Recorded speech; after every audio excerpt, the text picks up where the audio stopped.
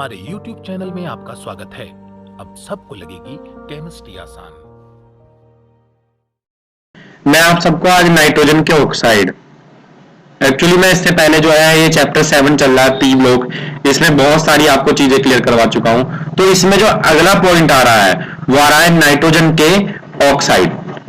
और इससे पहले हम कौन से पढ़ चुके थे? अमोनिया के बारे में पढ़ चुके थे, अमोनिया का स्ट्रक्चर पढ़ चुके थे, उत्पादन की विधि पढ़ चुके थे, N2 के बारे में हम पढ़ चुके थे।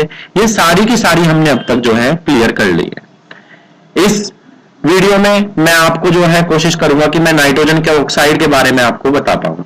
तो मैं छोटी सी चीज है, नाइट्रोजन का ऑक्साइड है, नाइट्रोजन का ऑक्साइड में N2 है, ये सारे के सारे जो हैं ये ऑक्साइड ही हैं। इसके आपको ये दिखाई देंगे यहाँ पे N2O, NO, N2O3, NO2, N2O4, N2O5, ये जो सारे के सारे हैं ये नाइट्रोजन के ऑक्साइड है। इनसे बहुत सारे क्वेश्चन बनते हैं पेपर में।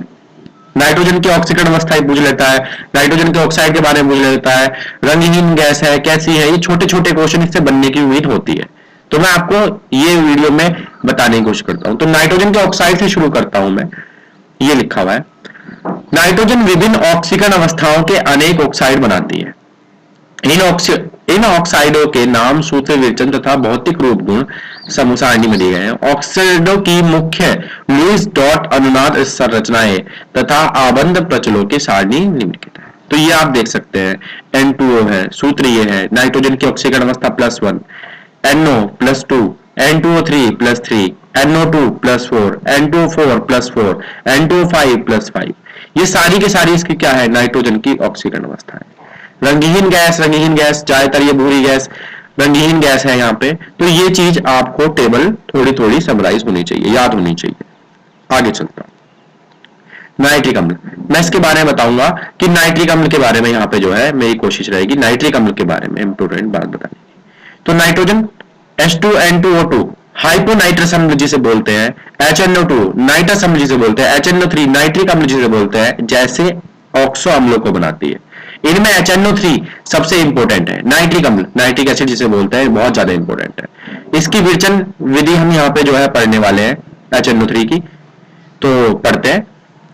प्रयोगशाला में नाइट्रिक अम्ल कांच के रिटार्ट में स्थान H2SO4 तथा NaNO2 अथवा KNO3 को गर्म करने में प्राप्त किया जाता है। तो अगर आप NaNO3 की बात करें और उसे साथ में H2SO4 मिला दें तो आपको NaHSO4 और HNO3 जो है मिल जाता है।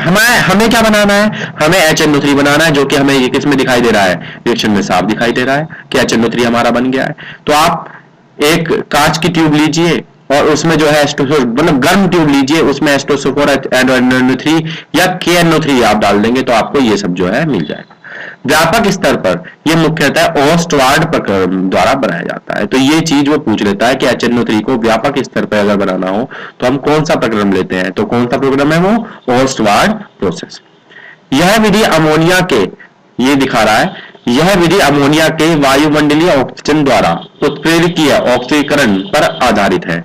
4NH3 5O2 में PT और RH ये उत्प्रेरक है, प्लेटिनम और रोडियम। इसमें NO बन जाएगा और क्या बन जाएगा? 6H2O, ये आपको मिलके बन जाएगा। यहाँ पे इनकी अनुनादी संरचनाएं दे रखी है, N2O की, NO की, ये सारी के सारी आपको जो है इसी तरीके से आबंध प्रक्रम प्रचल ये भी आपको याद रखने हैं, सारे के सारे ये आ जाते हैं पेपर में। तो ये जो सारी की सारी हैं ये चीजें बहुत ज्यादा इंपॉर्टेंट हैं। आपको एक एक स्ट्रक्चर जो है अच्छे तरीके से क्लियर होना चाहिए। आप एक एक स्ट्रक्चर को लिखेंगे और याद करेंगे बहुत अच्छे से, अनुनाद भी और सिंपल स्ट्रक्चर भी इनके। तो मैं आगे बताता हूं। NO2 द्वितीयकृत क्यों है ये आपको सामने दिखाई दे रहा है। N2O5 की नाइट्रोजन की संयोजकता आपने ऊपर पढ़ ली है। ये सारे के सारे आपने यहाँ पे ग्रुप कर दिए। तो आगे चलते हैं। इस प्रकार निर्मित नाइट्रिक ऑक्साइड ऑक्सीजन के साथ सहयोग करके NO2 बनाती है। तो आपको अगर नाइट्रिक ऑक्साइड दिखाई दे रही है तो O2 के साथ सहयोग करके क्या बनाएगी? NO2 बनाएगी। और फिर नाइट्रोजन डाइऑक्साइड पानी में घुलकर आपको क्या देती है? HNO3, ये आपको बनानी थी। तो इस तरीके से आपको ये सारी की सारी ये अभिक्रिया आपको मिल गई है। ये ऑक्सफोर्ड प्रोसेस का एक ऑक्सफोर्ड प्रोसेस है, बनाने का तरीका है। निर्मित NO पुनः चक्रित होकर जलीय HNO3 को आसवन द्वारा लगभग 68% द्रव्यमान तथा सांद्रित किया जाता है। सांद्र H2SO4 द्वारा निर्जलीकरण से इसे 98% में सांद्रित किया जा सकता है। तो ये चीज वो पूछ लेता है कई बार।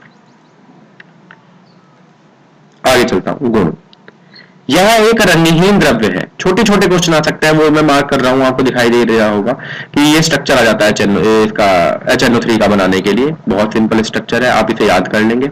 यह एक द्रव्य रंगहीन द्रव्य है। हिमांक और क्वथनांक इसके ये है। प्रयोगशाला कोटि के नाइट्रिक अम्ल में HNO3 68% द्रव्यमान होता है। इसका विशिष्ट घनत्व 1.504 होता है। गैसीय अवस्था में HNO3 की संरचना समतलीय है, जैसा कि चित्र में दिखाया गया। ये समतलीय है और आपको चित्र में ये दिखाई दे रहा है। ये सारा का सारा पॉइंट इंपॉर्टेंट है। ये छोटी छोटी बहुत सारी इसमें रिएक्शन है। ये भूरी वलय परीक्षण, जिसे जो है ब्राउन रिंग टेस्ट कहते हैं, वो इसमें आ जाता है।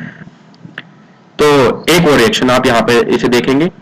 HNO3 का जलीय विलयन पे अगर आप जलीय विलयन कर दें तो आपको क्या दिया, हाइड्रोजन आयन और नाइट्रोनियम आयन, नाइट्रेट आयन, ये तीनों जो है, ये दोनों जो है आपको मिलते हैं, जिससे प्रबल अम्ल की तरह ये एक व्यवहार करता है। तो ये भी आप याद रखेंगे कि नाइट्रोजन प्रबल अम्ल की तरह व्यवहार करता है। आगे चलता हूं। ये कॉपर का HNO3 के साथ दिखाई गई है। यहाँ पे जो है जिंक की HNO3 के साथ दिखाई गई है। तो ये छोटी छोटी जो रिएक्शन है ये आपको सारी ही करनी होगी अपने लिए तैयार।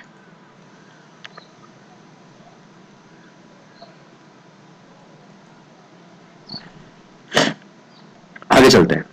कुछ धातुएं जैसे क्रोमियम और एल्यूमिनियम सांद्र नाइट्रिक अम्ल में विलय नहीं होती, क्योंकि धातु की सतह पर ऑक्साइड की पतली अक्रिय परत हो जाती है।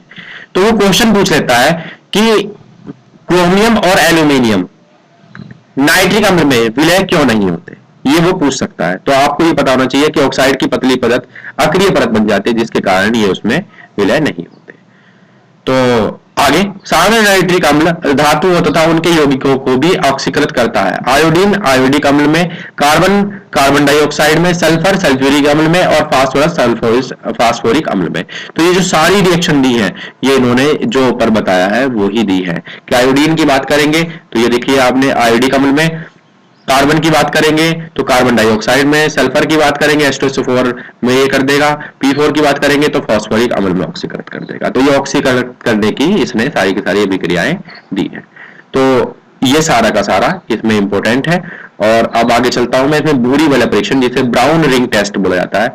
नाइट्रोइडों के सुपरिचित भूरी वलय परीक्षण Fe2 आयनों की नाइट्राइडों को नाइट्रिक ऑक्साइड में अपचित करने की क्षमता पर निर्भर करता है। ये अपचित करने की जो है क्षमता पर निर्भर करता है। जो Fe2 से अभिक्रिया कर भूरे रंग का संकुल बनाते हैं। ये चीज आपको पता है, नाइट्राइड जो है Fe से अभिक्रिया करके भूरे रंग का एक संकुल बनाते हैं। यह परीक्षण सामान्यतः नाइट्रेट आयन युक्त जलीय विलयन में तनु फेरस सल्फेट विलयन मिलाने के पश्चात सावधानी पूर्वक परत नली के दीवार के सहारे सांद्र सल्फ्यूरिक अम्ल मिलाकर किया जाता है। देखो ये वैसे आना पॉसिबल नहीं है, लेकिन लैब के लिए बहुत ज्यादा जरूरी है, आपको पता होना चाहिए। उसमें कुछ नहीं कर रहा है, वो बहुत ही सिंपल है कि नाइट्राइड लिए हैं उसने और उसमें आयरन Fe2 आयरन को जो है आपस में मिलाया है। अपचयित करने के लिए भूरे रंग का एक ब्राउन कलर का एक उसमें जो है लाइन बनती है, गोल गोल लाइन बनती है। और अगर इस परीक्षण में आप ये करें कि जलीय नाइट्रोजन आयन युक्त जलीय विलयन को तनु फेरस सल्फेट में मिलाने के बाद आप किनारे से मिलाएंगे तो आप ये देखेंगे, उसके बाद अगर आप उसमें थोड़ा सा सांद्र सल्फ्यूरिक अम्ल मिला दें तो ये देखेंगे कि आप उसके अंतरा पृष्ठ पे, अंदर वाले पृष्ठ पे एक भूरी वलय बन गई है। और उस भूरी वलय को ही वो क्या कह रहा है कि नाइट्राइड परीक्षण के लिए भूरी वलय ही टेस्ट है। ये सारा का सारा इन्होंने इसमें ये बताया। देखिए यहाँ पे लिखा है तनु फेरस सल्फेट विलयन मिलाने के पश्चात सावधानी पूर्वक परत नली के दीवार के सहारे सांद्र सल्फ्यूरिक अम्ल मिला के किया जाता है।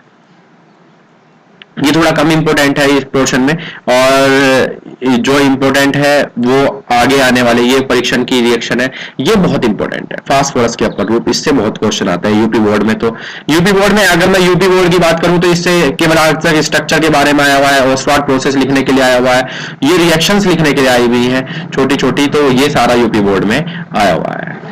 तो उपयोग में नाइट्रिक अम्ल का प्रमुख उपयोग उर्वरकों के अमोनियम नाइट्रेट बनाने तथा विस्फोटक एवं पायरो तकनीक में प्रयुक्त होने वाले नाइट्राइडों के उत्पादन में है। नाइट्रोग्लिसरीन टीएनटी की बात करते हैं, ट्राई नाइट्रोग्लिसरीन ये टीएनटी बोलते हैं जिसे, तथा अन्य कार्बनिक नाइट्रो यौगिकों के विरचन में प्रयुक्त किया जाता है। इसके अन्य प्रमुख उपयोग स्टेनलेस स्टील के अम्लोपचार, धातुओं के निक्षारण और रॉकेट इंजनों में ऑक्सीकरण के रूप में है। तो हमने ये जो यहां तक कर लिया है, हम इसके बाद की बात करें तो बाद में बहुत इंपॉर्टेंट टॉपिक आना यूपी बोर्ड के बच्चों के लिए, तो वो टॉपिक बहुत ज्यादा इंपॉर्टेंट है कि फास्फोरस के अपर रूप। तो आप उसे बिल्कुल अच्छे तरीके से फास्फोरस के अपर रूप करेंगे। और ये जो भूरी वाला परीक्षण आपको कराया ये भी इंपॉर्टेंट है, इसका स्ट्रक्चर जरूर आप याद कर लेंगे। और ये येलो कलर में जो मैंने कर रखे हैं वो आप जरूर रिएक्शन थोड़ी थोड़ी याद कर लें। ठीक है स्टूडेंट, तो मैं यहाँ पे ही इस वीडियो का एंड करता हूँ। अगले वीडियो में मैं आपको क्या बनाऊंगा, फास्फोरस के अपर रूप, जो कि बहुत ज्यादा इंपॉर्टेंट है और बहुत सारे क्वेश्चन इससे आते हैं।